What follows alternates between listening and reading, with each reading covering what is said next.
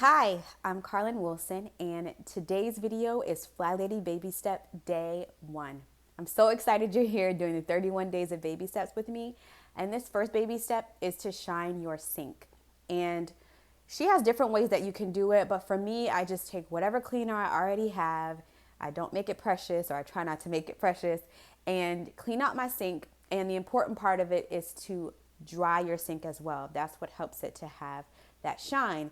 This is something that we're going to eventually start doing every night before bed, and making sure that our sink is empty and cleared of all dishes by the end of the night as well. But this is our first baby step. And just so you don't leave me on keeping your sink empty every night, the FlyLady says it doesn't have to be that you wash those dishes. It doesn't have to be that they're put away in the dishwasher. She says you can just have a bin or a dish pan that's for dirty dishes, so that at the end of the night, your sink is clean. So when you come in the kitchen in the morning, there's no dishes in the sink to stress you out, and you can start your day off with no stress.